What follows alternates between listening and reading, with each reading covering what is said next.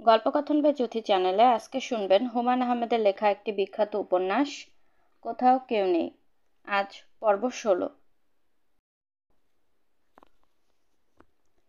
4 মাস হাজতবাসের পর হঠাৎ বিনা নোটিশে বাকের ছাড়া পেয়ে গেল। দুপুরবেলা রুটি আর ডাল খেয়ে সবে বিড়ি ধরিয়েছে। ডিউটির একজন সেপাইকে ডেকে নরম স্বরে বলেছে, ভাইজান একটা পান এনে দেন, রিকোয়েস্ট, বমি বমি লাগছে। ঠিক তখন ঘটনাটা ঘটল। জমাদার হাজতের দরজা খুলে বলল, ওসি সাহেব ডাকে। বাকেরের খুব ইচ্ছে হলো, বলে, তোমার ওসিকে এখানে আসতে বলো। বলেই ফেলতো, শেষ মুহূর্তে নিজেকে সামলালো। সময় খারাপ, মারধর করবে। রুল দিয়ে আচমকা পেটে এমন গোতা মারে যে চোখ অন্ধকার হয়ে যায়। গত শুক্রবারে একজন পেটে গোতা খেয়ে রক্ত পেচ্ছাপ করতে লাগলো। হাসপাতালে নিয়ে যাবার নাম করে বের করে নিয়েছে। হাসপাতালে নিশ্চয়ই নেয়নি, রাস্তায় নিয়ে ফেলে দিয়ে এসেছে। এর নাম পুলিশ। এদের যত কম ঘাটান যায় ততই ভালো। ওসি সাহেব বাকেরকে দেখে হাই তুললেন, বিকট হাই। বাকের বিনত ভঙ্গিতে বলল, কি জন্য ডেকেছেন স্যার? বসুন। বাকের চমকে উঠল। এতদিন এই লোক তুমি তুমি করেছে, আজ আপনি বলছে। কেউ কলকাঠি নেড়েছে কিনা কে জানে। তুমি আপনির এই ব্যাপারটা বেশ ভালো, অনেক কিছু বোঝা যায়। বাকের বসল। খাওয়া দাওয়া হয়েছে? জি স্যার। বাড়ি যেতে চান? যেতে দিলে যাব। তাহলে কাগজ কলম নিন, মুচলেখা দিতে হবে। লিখুন, রাষ্ট্রবিরোধী কোনো কাজে লিপ্ত থাকিব না, আইন শৃঙ্খলা মানিয়া চলিব। লিখে সই করুন। এই নিন কলম। বাকের হাসি মুখে বলল, রাষ্ট্র বানান কি স্যার? যা মনে আসে লিখে ফেলেন, বুঝতে পারলেই হলো। আর আসল কথাটা মন দিয়ে শুনুন। এখন থেকে প্রতি মঙ্গলবারে একবার হাজিরা দিতে হবে, পারবেন তো? জি পারবো। ওইটাও লিখুন, প্রতি মঙ্গলবার একবার থানায় হাজিরা দিব। থানার নাম লিখুন। ওসি সাহেব আবার একটা বিকট হাই তুললেন। বাকের ওসি সাহেবের পাশে বসা সেকেন্ড অফিসারকে বলল, স্যার রাষ্ট্র বানানটা কী হবে একটু কাইন্ডলি বলবেন? চৈত্র মাসের ঝাঝা রোদে বাকের রাজকীয় চালে হাঁটছে। 2 টাকা 25 পয়সা নিয়ে সে একটা বেনসন কিনেছে। হাজতে যাবার আগে 1.5 টাকায় পাওয়া যেত, 4 মাসে এতটা দাম বেড়েছে। দেশটার কি হচ্ছে? দেশের চিন্তা তাকে খুব বেশি বিচলিত করলো না। তার বড় ভালো লাগছে। চৈত্র মাসের তপ্ত হাওয়াও বড়ই মধুর মনে হচ্ছে। পকেটে 25 টাকার মতো আছে। এখন আর অতি সাবধানে টাকা খরচ করতে হবে না, ব্যবস্থা একটা হবেই। মিরপুর রোডে উঠে সে রিক্সা নিল। হুঁট ফেলল না। মাথার উপরে কড়া রোদও ভালো লাগছে। চমৎকার দিন। আকাশ ঘন নীল। দৃষ্টি পিছলে যায়, তবু তাকিয়ে থাকতে ভালো লাগে। বাকের হালকা গলায় রিক্সাওয়ালাকে বলল, রিক্সা কোন জায়গার? রিক্সাওয়ালার সঙ্গে কথা শুরুর জন্য এটা হচ্ছে সবচেয়ে ভালো ডায়লগ। সব রিক্সাওয়ালাই এই প্রশ্নের জবাব খুব আগ্রহ করে দেয়। আজকের এই রিক্সাওয়ালার জবাব দিল না। বাকের দ্বিতীয়বার বলল, রিক্সা কোন জায়গার ভাই? রিক্সাওয়ালা তিক্ত গলায় বলল, হেইটা দিয়ে আপনার কি দরকার? অন্য সময় হলে চট করে বাকেরের মাথায় রক্ত উঠে যেত। আজ সেরকম হলো না, বরং রোগা আধবুড়ো রিক্সাওয়ালার জন্য সে মমতা বোধ করলো। কেমন টপ টপ করে ঘামছে।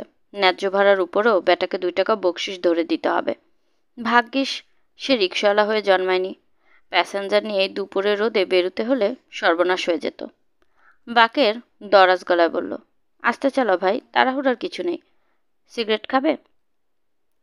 বাকের তার আধ খাওয়া বেনসন বাড়িয়ে ধরেছে। রিক্সাওয়ালা ঘাড় গড়িয়ে দেখলো, কিন্তু সিগারেটের জন্য কোনো আগ্রহ দেখালো না। বেটা নবাবের বাচ্চা, একটা চট দিলে হারামজাদা তার বাপের নাম ভুলে যাবে। বাকের অবশ্য চট দিল না। 2 টাকা বকশিসের জায়গায় 1 টাকা বকশিস দিল। বেয়াদবি না করলে 2 টাকাই পেত। হারামজাদার কপালে নেই, কি আর করা যাবে। জলিল মিয়া অবাক হয়ে তাকিয়ে আছে। সে নিজের চোখকে বিশ্বাস করতে পারছে না। জলিল মিয়ার চোখে চশমা, গায়ে ধবধবে পাঞ্জাবি, পেট আরও বড় হয়েছে। সে দোকানের বাইরে গ্যাসের চুলার কাছে বসে আছে। বিশাল কড়াইয়ে তেল গরম হচ্ছে। কারিগর এলেই জিলিপি ভাজা শুরু হবে। গত 1 মাস ধরে তার দোকানে প্রতি বিকেলে জিলাপি ভাজা হয়। সস্তায় ভালো কারিগর পাওয়া গেছে। রোজ আধমনের উপর জিলিপি বিক্রি হয়। অবস্থা দেখে মনে হয় এই ব্যবসাটা তার কপালে লেগে গেছে। একবার যদি নাম ফেটে যায় জলিল মিয়ার জিলিপি, তাহলে দেখতে হবে না। এইসব ব্যবসা হচ্ছে ভাগ্যের ব্যবসা। একই কারিগর 3 জায়গায় জিলাপি বানাবে, এক জায়গায় লাগবে, 2 জায়গায় লাগবে না। লেগে গেল যন্ত্রণা। কারিগরকে চোখে চোখে রাখতে হবে, কে কখন ভাগিয়ে নিয়ে যায়। এখন বাজছে 3টা, কারিগর আসছে না। লোক পাঠানো হয়েছে, জলিল মিয়া মনের উদ্বেগ চাপতে পারছে না। এর মধ্যে উপস্থিত হয়েছে বাকের। আবার কোনো যন্ত্রণা করবে কে জানে।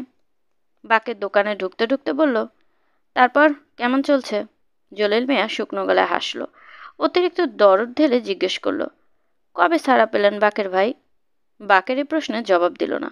হাজত প্রসঙ্গটা সে ভুলে থাকতে চায়। সে উদাস দৃষ্টিতে খানিকক্ষণ তাকিয়ে থেকে বলল, এখানকার খবর কি জলিল মিয়া? জি ভালো। সিদ্দিক হারামজাদা কেমন আছে? জলিল মিয়া চুপ করে রইল। বাকের উদাস গলায় বলল, হারামজাদাটাকে খুন করার জন্য এসেছি। বডি ফেলে দেব, টপ করে ফেলে দেব। আমার সাথে হুজ্জত, শালার পোত পেকে গেছে। পোত পাকার ওষুধ আমার কাছে আছে। ইলেকশন করবেন, কমিশনার ইলেকশন, 6 নং ওয়ার্ড। 6 নম্বর ওয়ার্ড? আমি শালা পাছা দিয়ে ঢুকাই দেবো। 6 নম্বর ওয়ার্ড, শালা খবিস। একটু আস্তে কথা বলেন বাকের ভাই। আস্তে কথা বলবো কেন? এটা কি মসজিদ নাকি? না মানে লাগানি ভাঙানি লোক আছে তো। আমি ভয় খাই নাকি? আমি ভয় খাওয়ার লোক? জলিল মিয়া বিমর্ষ মুখে তাকাতে লাগলো। সে স্পষ্ট বুঝতে পারছে বড় রকমের ঝামেলা শুরু হতে যাচ্ছে। শুরুটা তার দোকান থেকে না হলেই ভালো হতো। সিদ্দিক সাহেব বর্তমানে পাড়ার মুরব্বী, মানি লোক। উঠতি গুন্ডা প্রায় সব কটাকে হাত করে ফেলেছে। দু একটা অচেনা মুখ আজকাল তার সঙ্গে দেখা যায়। ওদের চালচলন ভালো না। একজন সেদিন তার স্টলে এসে চা অমলেট খেলো, দাম না দিয়ে চলে যাচ্ছিল। আটকানোর পর দাম দিল ঠিকই, কিন্তু এমন করে হাসলো যে রক্ত ঠান্ডা হয়ে যায়। নির্বিঘ্নে ব্যবসা করার দিন শেষ। জলিল মিয়া একা কদিক সামলাবে? জলিল মিয়া, জি বাকের ভাই। ওই বাড়ির খবর কি? কোন বাড়ির? ওই যে 3 কন্যার বাড়ি। কিছু জানি না তো। কিছু জানি না মানে? খোঁজখবর রাখো না? নানান ধান্দায় থাকি, ব্যবসাপাতির অবস্থা খুব খারাপ। কি বলো ব্যবসাপাতির অবস্থা খারাপ? 10 সের গোস্ত লেগেছে তোমার শরীরে। আদাসের আদাসের করে তোমার 2 গালেই আছে 1 সের। গোস্ত তো আর আপনা আপনি হয় না। চা দিব বাকের ভাই? কোলন চা আছে, স্পেশাল। বাকের জবাব না দিয়ে উঠে পড়ল। পাড়া একটা চক্কর দেবে। এর মধ্যে পরিচিত কারোর সঙ্গে দেখা হলে তো ভালোই, না দেখা হলেও ভালো। ভালো মতো সাবান দিয়ে একটা গোসল দেওয়া দরকার। ইয়াদের বাসায় যাওয়া যেতে পারে। গোসলের পর গরম চা আর একটা বেনসন খেয়ে লম্বা ঘুম। পরিচিতদের মধ্যে দুজনের সঙ্গে দেখা হলো। একজন মহসিন। বেশ কদিন সে বাকেরের সাগরেদি হয়ে এখন জগন্নাথ কলেজে বিকমে ভর্তি হয়েছে। শুক্রবারে জুম্মার নামাজ পড়ে। বাকেরের সঙ্গে দেখা হলে নাচে না ভান করে। আজ অবশ্য তা করল না। চোখ কপালে তুলে বলল, বাকের ভাই না? আছো কেমন? কবে ছাড়া পেলেন বাকের ভাই? বাকের গম্ভীর গলায় বলল, ছাড়া পাইনি, ছুটি নিয়ে এসেছি। সিদ্দিক হারামজাদাকে খুন করার জন্য ছুটি নিলাম। খুন করে আবার গিয়ে ঢুকে পড়ব। কি যে বললেন বাকের ভাই? কথাবার্তা পছন্দ হয় না? সত্যি কথা বললাম। আপনার চেহারা খারাপ হয়ে গেছে বাকের ভাই। চেহারা দিয়ে আমি কি করব বলো? আমি তো সিনেমার পাঠ করব না। বাকের তাকে আর কিছু বলার সময় না দিয়ে এগিয়ে গেল। কথা বলতে ইচ্ছে করছে না। পরিচিতদের সঙ্গে দেখা হবার ইচ্ছাটা মরে যাচ্ছে। তবু দ্বিতীয় জনের সঙ্গে দেখা হলো, জবেদ আলী। এই 4 মাসে লোকটা যেন আরও বুড়ো হয়ে গেছে। যেভাবে মাথা নিচু করে হাঁটছে তাতে মনে হয় পিঠে কুচ গজিয়ে যাবে। জবেদ আলী বাকেরকে না দেখার ভান করে সরে পড়তে চাইছিল। বাকের সে সুযোগ দিল না, এগিয়ে গেল। এই যে ব্রাদার, পালাচ্ছেন নাকি? জবেদ আলী আমতা আমতা করে বলল, কে? চিনতে পারছেন না? ভালো করে দেখেন, মাথাটা কামেই ফেলেছি। বাকি সব ঠিকই আছে। আমার কিছু মনে থাকে না। সুন্দরী সুন্দরী মেয়ে চারপাশে নিয়ে থাকেন, মনে না থাকারই তো কথা। আমার নাম বাকের। ও আচ্ছা, বাকের সাহেব। চিনতে পারছেন তাহলে? জি, অনেকদিন আপনাকে দেখি নাই। দেখবেন কি করে, আমি হাজতে ছিলাম। আপনাদের দোয়ায় আজ ছাড়া পেয়েছি। জবেদ আলীর চোখ সরু হয়ে গেল। চশমা ঝুলে পড়ল। সে প্রায় ফিসফিস করে বলল, এখন যাই, কাজ আছে। আরে ভাই, এই চৈত্র মাসে দুপুরে কিসের কাজ? দাঁড়ান, একটু গল্পগুজব করি। মেয়ে কি আপনাদের এখনো 3টাই, না আরও বাড়িয়েছেন? আপনার কথা বুঝলাম না। বিজনেস আরও বড় করেছেন না আগের মতো ছোটোখাটো আছে? আপনি খুব বেতাল কথা বলেন। তাই নাকি? বেতালের কথা বেশি ভালো না। জবেদ আলী হাঁটা শুরু করলো। মাথা নিচু করে চোরের ভঙ্গিতে হাঁটা। একবার শুধু থমকে দাঁড়িয়ে পিছনে ফেলল। বাকে তাকিয়ে আছে। তার মুখ হাসি হাসি। কিছুক্ষণ আগে যে বিরক্তি তাকে ঘিরে ছিল এখন আর তা নেই। তার বেশ মজা লাগছে। ইয়াদের বাসা যাবার ব্যাপারে এখন বেশ আগ্রহ বোধ করছে। ইয়াদ বাসায় ছিল না। দরজা খুলল তার বউ। ছোটখাটো একটা মেয়ে মাত্র গোসল সেরে এসেছে, চুলে গামছা জড়ানো, গায়ের শাড়িও ভালো মতো পরেনি। সে ভেবেছে ইয়াদ কড়া নাড়া মাত্র দরজা খুলে এমন হকচকিয়ে গেছে। সে ক্ষীণস্বরে বলল, উনি বাসায় নেই। কোথায় গেছে? অফিসে। আমার নাম বাকের, আজ হাজার থেকে ছাড়া পেয়েছি। মেয়েটি কিছুই বলল না। সে শাড়ি দিয়ে নিজেকে ভালো মতো ঢাকতেই ব্যস্ত। ইয়াদ আসবে কখন? সন্ধ্যার পর আসবে, আপনি সন্ধ্যার পর আসুন। মেয়েটা এমনভাবে দরজা বন্ধ করলো যেন একজন ভিখারিকে পয়সা দিয়ে বিদায় করে দিচ্ছে। বাকেরের মন অসম্ভব খারাপ হয়ে গেল। মেয়েটা বলতে পারত, আপনি বসুন। বসুন বললেই তো সে খালি বাড়িতে হুট করে ঢুকে যেত না। মেয়েটি তাহলে এরকম করলো কেন? কোথায় যাওয়া যায়? সারা গায়ে প্রচুর ফেনা তুলে ঠান্ডা পানি দিয়ে গোসল করার জন্য মন কেমন করছে। গোসলের পর গরম এক কাপ চা, একটা 5-5 কিংবা বেনসন। বাকের আবার রাস্তায় নামলো। সূর্য হেলে পড়েছে, কিন্তু এখনো তার কি প্রচণ্ড তেজ। রাস্তায় পিচ গলে যাচ্ছে। জুতার সঙ্গে লেগে সমান মোটা হলে একটা কথা ছিল, একটা বেশি উঁচু, অন্যটা কম, যার জন্য খুঁড়িয়ে খুঁড়িয়ে হাঁটতে হচ্ছে। বাকের ভাই না, কবে ছাড়া পেয়েছেন? অচেনা একটা ছেলে, দাঁত বের করে আছে, কি দিতে চায় সম্ভবত, কিংবা তাকে দেখে যে কোনো কারণেই হোক মজা পাচ্ছে। আপনাকে অবিকল কোজাকের মতো লাগছে। তাই নাকি? ছেলেটি মাথা ঝাঁকালো। বাকের একবার ভাবলো ব্যাপারটা গুরুত্ব দেবে না। চ্যাংড়া ছেলেপুলের সব কথা ধরতে নেই। তবে শেষ সময় মাথায় কি যেন হলো, বাকের প্রচণ্ড একটা চর বসিয়ে দিল। ছেলেটি ছিটকে পড়ল রাস্তায়। সেখান থেকে গড়িয়ে আরও কিছু দূর চলে গেল। সে হতভম্ব হয়ে তাকিয়েছে। কপাল ফেটে গলগল করে রক্ত পড়ছে। বাকের দৃষ্টি ফিরিয়ে নিল। চার পিপাসা হচ্ছে। জলির মিয়ার স্টলে গিয়ে এক কাপ চা খেলে হয়। মুখের ভেতরটা তেতো লাগছে। সারা শরীরে ঘামের কটু গন্ধ। আশ্চর্য, কোথাও গিয়ে সে কি শান্তিমতো একটা গোসলও করতে পারবে না? মোনার কাছে গেলে কেমন হয়? ঠিক এই অবস্থায় মোনার সামনে উপস্থিত হবার কোনো মানে হয় না। তাছাড়া মোনাকে এখন নিশ্চয়ই পাওয়া যাবে না। অফিস করছে, সন্ধ্যার আগে ফিরবে না। অফিস করা মেয়েগুলো আবার অফিসে ছুটি হওয়ার সঙ্গে সঙ্গে বাসায় ফিরতে পারে না। সাজানো গোছানো দোকান দেখলেই তার সামনে দাঁড়িয়ে পড়ে। ঘণ্টাখানিক চলে যায়। বাকে সন্ধ্যার পরপর মোনাদের বাসার দিকে রওনা হলো। ইতিমধ্যে তার বেশভূষা পাল্টে গেছে। গায়ে ইস্ত্রি করা পাঞ্জাবি, ইয়াদ দিয়েছে। নতুন স্যান্ডেল কেনা হয়েছে। পকেটে নতুন রুমাল। গায়ে আফটারশেভ দেওয়ায় ভুরভুর করে গন্ধ বেরোচ্ছে। এটা একটু অস্বস্তিকর। আফটারশেভ না দিলেই হতো। মোনাদের বাসায় বিরাট একটা তালা ঝুলছে। বাকের তালা ধরেই খানিকক্ষণ ঝাঁকাঝাঁকি করলো। অফিস থেকে এখনো ফেরেনি, তা কি করে হয়? 8টা বাজে। রাত 8টা পর্যন্ত মোনা বাইরে ঘুরবে নাকি? তালার সাইজ দেখে মনে হয় মোনা বেশ কিছুদিন ধরেই বাইরে। অফিস যাত্রীরা এত বড় তালা লাগায় না। রাত 9টার দিকে বাকের আবার গেল। এখনো তালা ঝুলছে। ঘর অন্ধকার। বাড়িওয়ালার কাছ থেকে জানা গেল 10 আগে মোনা তাকে বলেছে সে কিছুদিনের জন্য বাইরে যাচ্ছে। কোথায় যাচ্ছে, কবে ফিরবে কিছুই বলেনি। বাকে থমথমে গলায় বলল, কোথায় গেল জিজ্ঞেস করলেন না? বাড়িওয়ালা বিরক্ত স্বরে বলল, আমার এত ঠেকা কিসের? কথার ধরনে বাকেরের রাগ উঠে যাচ্ছিল।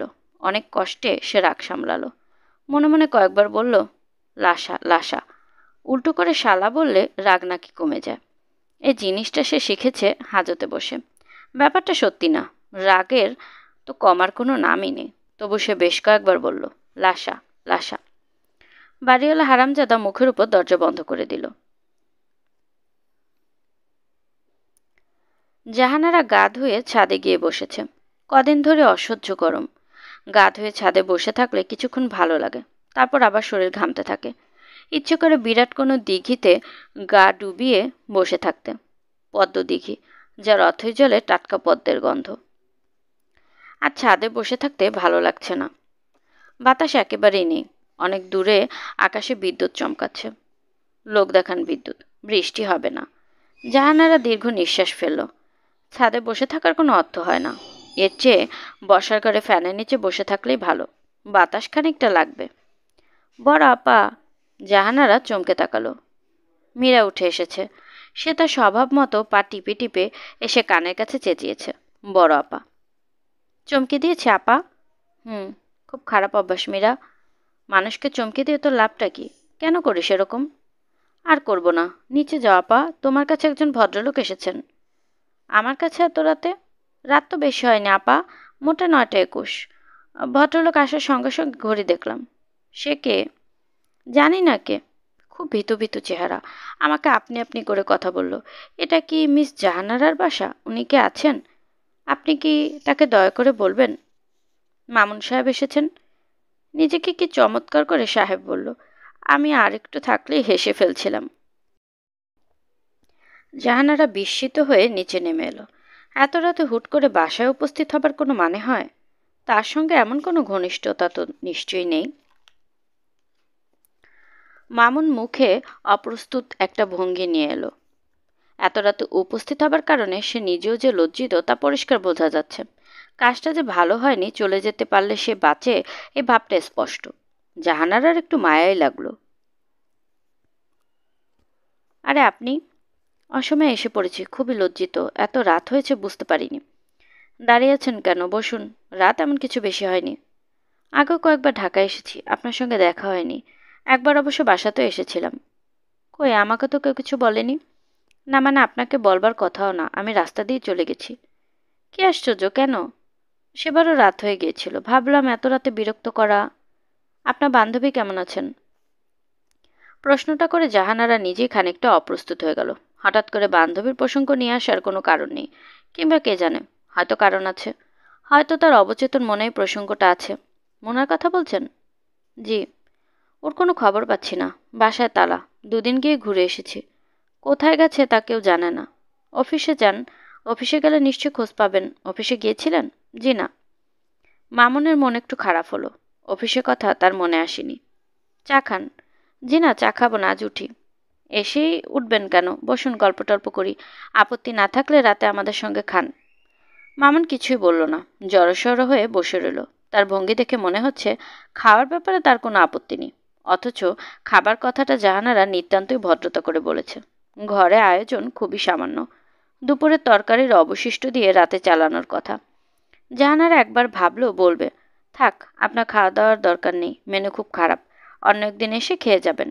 কিন্তু এ জাতীয় কোনো কথা বলাও সম্ভব নয়। একটু আগে খেতে বলে পর মুহূর্তে না বলা যায় না। জাহানারা তাকে বসিয়ে রেখে রান্নাঘরে চলে গেল। অসহ্য গরমে রান্নাঘরে ঢোকা মানে নরকে প্রবেশ করা। নতুন কিছু তৈরি করাও ঝামেলা। কয়েকটা শুকনো বেগুন ছাড়া কিছুই নেই। মা ভালো থাকলে এই দিয়ে কিছু একটা করে ফেলতেন। মার শরীর 2 দিন থেকে খুব খারাপ। হাঁপানির টান উঠেছে। ঘর অন্ধকার করে পড়ে আছেন। রান্নাঘরে জাহানারার সামনে মুখ নিচু করে মীরা বসে আছে। সে একটু পরপর ফিক ফিক করে হেসে ফেলছে এবং সেই হাসি গোপন করার জন্য প্রাণপণ চেষ্টা করছে। জাহানারা বিরক্ত হয়ে বলল, হাসছিস কেন? মীরা বলল, ওই লোকটা কে আপা? কেউ না, একজন চেনা লোক। মীরা আবার হেসে ফেলল। জাহানারা ঝাঁঝালো গলায় বলল, গ্রামে যখন পোস্টিং হয়েছিল তখন এই ভদ্রলোক অনেক সাহায্য করেছেন। এখানে বেড়াতে এসে আমার সঙ্গে দেখা করতে এলেন। ভদ্রতা করে খেতে বলেছি, তাতেই রাজি হয়ে আমাকে বিপদে ফেলেছেন। এর মধ্যে হাসির কি আছে? তুমি কৈফিয়ত দিচ্ছ কেন আপা? কৈফিয়ত দিচ্ছি না। কৈফিয়ত দেবার কি আছে? তুই এখানে বসে না থেকে ভদ্রলোকের সঙ্গে গল্প কর। একা একা বসে আছেন। আমি বরং লায়লা আপাদের বাসা থেকে এক বাটি তরকারি নিয়ে আসি। কিছু আনতে হবে না। মীরা তার আপার কথা শুনল না। পাশের বাসাতে থেকে তরকারি নিয়ে এলো। সে ভেবেছিল আপা রাগ করবে। রাগ করলো না। মুখ দেখে মনে হলো খুশি হয়েছে। মীরা চলে গেল বসার ঘরে। মামুন হাসি মুখে বলল, এসো খুকি, কি নাম তোমার? মীরা বিরক্ত হলো। লোকটা এখন আবার তুমি করে বলছে। আমার নাম মীরা। 2 বোন তোমরা? 2 বোন 1 ভাই। ভাই গেছে নানার বাড়ি বেড়াতে। কি পড়ো তুমি? ইউনিভার্সিটিতে পড়ি, 2nd ইয়ার। সাবজেক্ট হচ্ছে ফিলোসফি। কি সর্বনাশ! আমি ভেবেছিলাম 8-9-এ বোধহয় পড়ো। আগে টের পেলে খুকি বলতাম না। তোমার আপা কোথায়? রান্নাঘরে। খেতে রাজি হয়ে আপনি আমাদের বিপদে ফেলেছেন যা। ঘরে খাবার কিছুই নেই। পাশের বাড়ি থেকে বাটিতে করে তরকারি নিয়ে আসলাম। সে কি? অবশ্য ওরাও মাঝে মাঝে নিয়ে যায়, এটা কোনো ব্যাপার না, সুদবোধ হয়ে যায়। মামুন এই চমৎকার চেহারা ফুটফুটে মেয়েটির প্রতি গাঢ় মমতা বোধ করল। কি সুন্দর মুখে মুখে কথা বলছে। জাহানারা এরকম নয়। কথা সে প্রায় বলেই না। আপনি নাকি আপাকে অনেক সাহায্য টাহায্য করেছেন? কি সাহায্য করেছেন? আমি তো কোনো সাহায্য করিনি, উল্টো তিনি আমাকে সাহায্য করেছেন। ব্যাংকের একটা লোনের ব্যাপারে খুব সাহায্য করেছেন। উনি কিন্তু আপনার কথা আমাকে একবারও বলেননি। আমার কথা কি বলবে? আমার সম্পর্কে তো বলার কিছু নেই, আমি বরং ওনার সম্পর্কে অনেক কিছু বলতে পারি। বলুন শুনি। মামুন হেসে ফেলল। মীরা কৌতূহলী চোখে তাকিয়ে আছে। অপরিচয়ে সংকোচ বলে কিছুই তার মধ্যে নেই। মামুনের মনে হলো এই মেয়েটি তার বোনের কিছুই পায়নি। বালিকা ভাব তার মধ্যে প্রবল, কেমন অবলীলায় পা নাচাচ্ছে। মীরা বলল, চুপ করে আছেন কেন? আপার কথা বলুন। তোমার আপা একা একা শ্মশানে ঘুরতে খুব পছন্দ করত। সে কি? হ্যাঁ, গ্রামের লোকজনদের ধারণা তোমার আপার সঙ্গে জিন আছে। কি বলছেন এসব? সত্যি কথাই বলছি। কেউ অদ্ভুত কিছু করলে গ্রামের লোকজন মনে করে তার সঙ্গে জিন আছে। অদ্ভুত কাণ্ডটা সে করছে না, জিন তাকে দিয়ে করাচ্ছে। আপনি কখনো জিন দেখেছেন? না, তবে জিন নামানোর একটা আসরে গিয়েছিলাম। ওই গল্পটা বলুন। অনেক লম্বা ব্যাপার, আরেকদিন না হয় বলবো। আপনি আবার কবে আসবেন তার কি কোনো ঠিক আছে? আজই বলুন। গল্প শুরু করা গেল না। জাহানারা শাড়ির আঁচলে ঘাম মুছতে মুছতে বসার ঘরে ঢুকলো। ক্লান্ত গলায় বলল, খাবার নিয়ে আয় মীরা, রান্না হয়ে গেছে। একটু পরে আনি আপা, উনি একটা জিনের গল্প মাত্র শুরু করেছেন। জাহানারা বিরক্ত গলায় বলল, গল্প আরেকদিন হবে, রাত হয়ে যাচ্ছে না, ঝড় বৃষ্টি হতে পারে। ঝড় বৃষ্টি হলে উনি থেকে যাবেন, অসুবিধা কি? ভাইয়ের ঘর তো খালিই আছে। অকারণে বকবক করিস না তো। মীরা উঠে গেল। মামুন বলল, আপনার বোনটিকে চমৎকার লাগলো, একেবারে বালিকা স্বভাব। ইউনিভার্সিটিতে সেকেন্ড ইয়ারে পড়ে, বিশ্বাসই হয় না।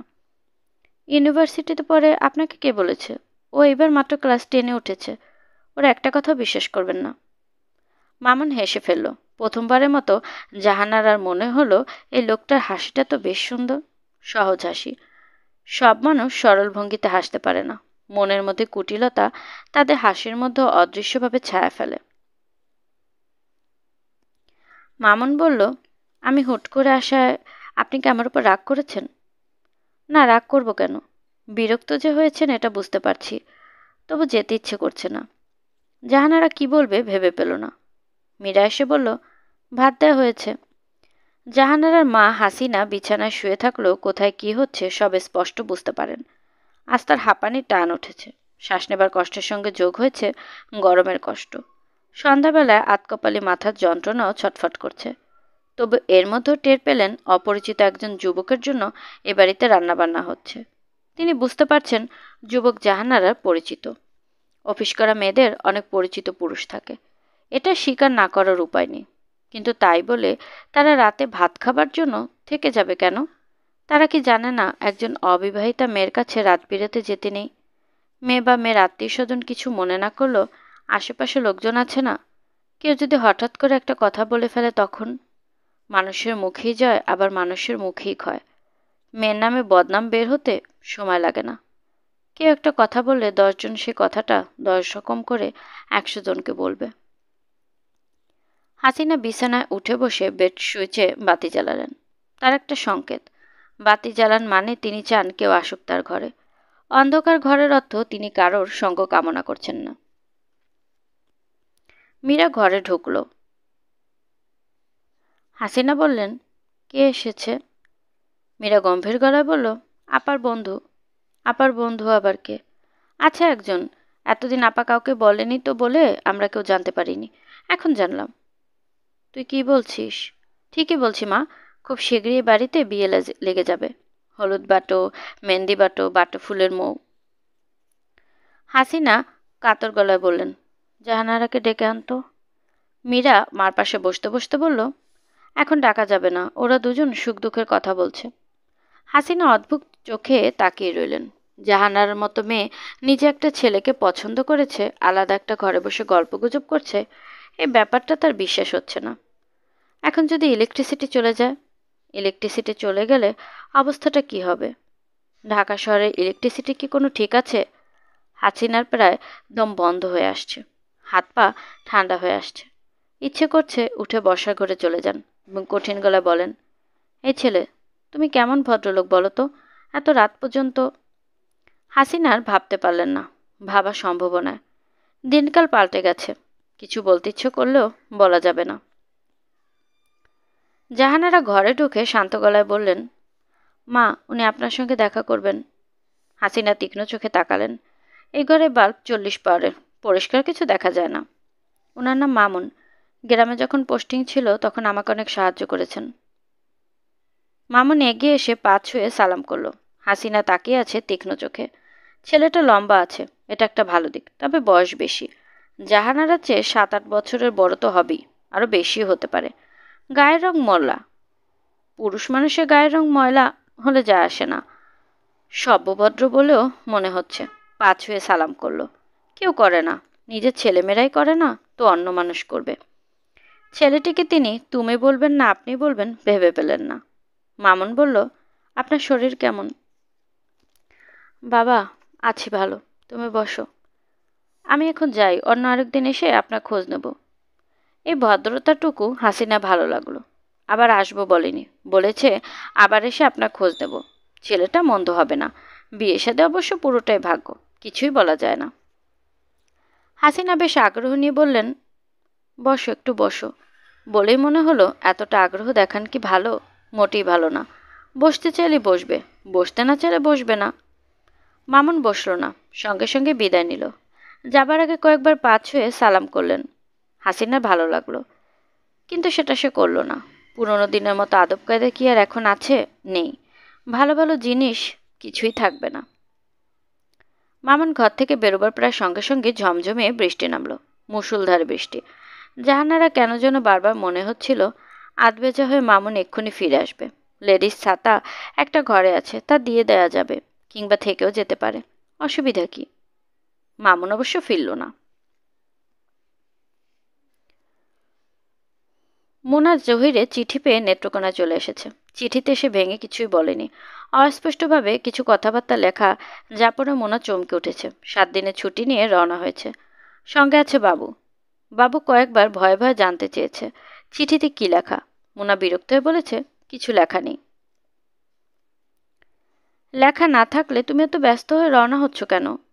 লেখা নেই বলেই রওনা হচ্ছি। কি হলো বুঝতে পারছি না। বেশিরভাগ মানুষই হলো বোকা, এরা গুছিয়ে একটা চিঠি পর্যন্ত লিখতে পারে না। হয়তো কি দেখবো কিছুই হয়নি। জহিরের চিঠিটা ছিল এরকম, শ্রদ্ধেয় আপা, আমার সালাম জানবেন। আশা করি ভালোই আছেন। কয়েকদিন পূর্বে বাবুর এক পত্রে আপনাদের কুশল জানতে পেরে খুশি হয়েছি। এখানকার খবর একমত, বকুলের ব্যাপারে কিঞ্চিত সমস্যা হয়েছে। আচ্ছা আপা, বকুলের কি মানসিক অসুস্থতার কোনো পূর্ব ইতিহাস আছে? আমি ডাক্তার হিসেবে জানতে চাচ্ছি। দয়া করে অন্যভাবে নেবেন না। মাঝে মাঝে সে অর্থহীন কথাবার্তা বলে। তেমন উদ্বিগ্ন হবার কিছু নাই, সাক্ষাতে সব বলবো। ইতি। তারা নেত্রকোনা পৌঁছল সন্ধ্যাবেলা। জহিরদের বাড়ি শহরের একটু বাইরে। নেত্রকোনা কোর্ট রেল স্টেশন নেমে রিকশা 8 ঘন্টার মতো লাগে। বাড়ি দেখে মোনা মুগ্ধ। বিশাল বাড়ি, রাজ্যের গাছপালা বাড়িটা ঘিরে জঙ্গলের মতো করে রেখেছে। পুরানো আমলের খিলান দেওয়া বাড়ি, লোহার ভারী গেট। গেট থেকে বাড়ির সদর দরজা পর্যন্ত সুরকি বিছানো পথ। জাফরি কাঠা রেলিংয়ে মাধবীলতার ঝাড়।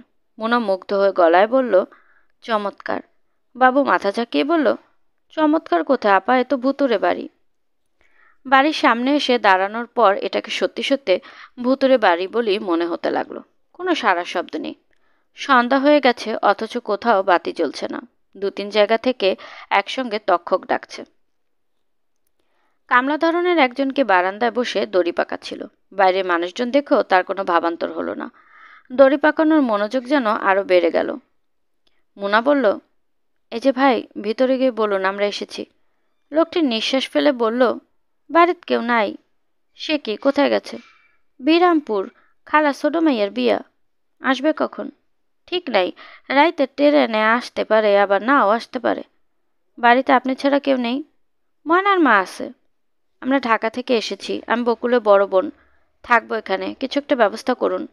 এখন দড়ি পাকানটা কিছুক্ষণের জন্য বন্ধ রাখা যায় না? আপনি উঠে দাঁড়ান, ময়নামাকে খবর দিন। লোকটি নিতান্ত অনিচ্ছায় দাঁড়ালো।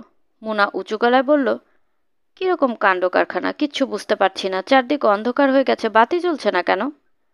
ইলেকট্রিক নাই, রাত 10টার পরে ইলেকট্রিক আয়। রাত 10টার পর ইলেকট্রিসিটি দিয়ে কী হবে? হারিকেন জ্বালান। নাকি ঘরে হারিকেনও নেই? আছে। মুনা নিজেই ভেতরে ঢুকে ডাকলো, ময়নার মা, ময়নার মা। বাবু মুনার কাণ্ড দেখে খুব মজা পাচ্ছে। আপা কত সহজেই না কর্তৃত্ব নিয়ে যাচ্ছে, যেন এই বাড়িরই তিনি একজন, অপরিচিত কেউ না। ময়নার মা এসে দাঁড়ান মাত্র মুনা বলল, গোসলে পানি দাও তো ময়নার মা, ঘরে চা পাতা আছে, ভালো করে চা বানাও, আমরা ঢাকার মেহমান। বকুলরা গিয়েছিল ঠাকুরকোনা। রাত 12টা ট্রেনে বকুল এবং জহির এই দুজন ফিরেছে। বকুল আগে আগেই বাড়ি ঢুকলো। বারান্দার কাছে এসে থমকে দাঁড়ালো। মুনা আপার মতো কে যেন বারান্দার ইজি চেয়ারে বসে আছে। প্রথম কিছুক্ষণ সে নিজের চোখে বিশ্বাসই করতে পারল না। ভয় পাওয়া গলায় বলল, কে? মুনা বলল, ভূত। কেমন আছিস রে বকুল? আপা তুমি? মুনা হাসল। বকুল বলল, আপা তুমি নাকি? সত্যি তুমি? না, মিথ্যা আমি। বকুল শিশুদের মতো গলায় চেঁচিয়ে উঠল, আপা এসেছে, আপা এসেছে, মুনা আপা, মুনা আপা। জহির বারান্দায় উঠে এসে দেখল বকুল তার আপাকে জড়িয়ে ধরে কাঁদছে এবং কিছুক্ষণ পরপর বলছে, মুনা আপা এসেছে, মুনা আপা এসেছে, আপা এসেছে। মুনা বলল, ছাড় তো, দম বন্ধ করে মারবি নাকি? জহির, তুমি তোমার বউকে সামলাও। জহির বিব্রত গলায় বলল, খুব নিশ্চয় অসুবিধা হয়েছে, খবর দিয়ে এলে ভালো হতো না, স্টেশনে থাকতাম। কোনো অসুবিধা হয়নি। খাওয়া দাওয়া করেছেন আপা? সব কিছু চমৎকার হয়েছে। একা এসেছেন? না, বাবুকে নিয়ে এসেছি, ও ঘুমিয়ে পড়েছে। বকুলকে দেখে মুনা বড় ধরনের একটা ধাক্কা খেল। কি রোগা হয়ে গেছে, কি অসম্ভব রোগা। চোখ দুটি বিশাল বড় লাগছে, কেমন অন্যরকমভাবে জল করছে। মুনা তার মাথায় হাত রেখে মৃদুস্বরে বলল, কি হয়েছে তোর? কি আবার হবে, কিছু হয়নি, রোগা হয়েছি, কোনো অসুখ বিসুখ নেই, ডাক্তারকে জিজ্ঞেস করে দেখো। এত রোগাই বা হলি কেন? ঘুম হয় না, এই জন্য রোগা হয়ে যাচ্ছি। ও মা গো, বাবু কত লম্বা হয়েছে। ও অত লম্বা হচ্ছে কেন আপা? কিছুদিন পর পর তো মনে হচ্ছে তালগাছ হয়ে যাবে। বলতে বলতে বকুল হাসতে শুরু করলো। প্রথমে মৃদুস্বরে, তারপর বেশ শব্দ করেই হাসতে লাগলো। আঁচল মেঝেতে পড়ে গেল। জহির বিরক্ত মুখে তাকাচ্ছিল। সে গম্ভীর গলায় বলল, হাসি বন্ধ করো তো বকুল। আপা কোথায় ঘুমাবেন, কিছু একটা ব্যবস্থা করো, শুধু শুধু হাসলে তো হবে না। ও মা, তাই তো। বকুল প্রায় ছুটে ভিতরে চলে গেল। পর মুহূর্তে বেরিয়ে এসে বলল, বাবু, হেসেছি বলে রাগ করিসনি তো? বলেই দেরি করল না, আবার ভেতরে চলে গেল। বাবু অবাক হয়ে তাকালো মোনার দিকে। মোনা বলল, জহির, ওর কি হয়েছে? কিছু হয়নি আপা, ঢং করছে। ঢং করছে মানে? নানান রকমের যন্ত্রণা আপা, এসেছেন যখন সবই শুনবেন। ডাক্তার দেখাচ্ছ? ডাক্তার দেখাবো কি, আমি নিজেও তো একজন ডাক্তার, নাকি আপনারা তা মনে করেন না? মোনা আর কিছু বলল না, বিস্মিত চোখে জহিরের কঠিন মুখের দিকে তাকিয়ে রইল।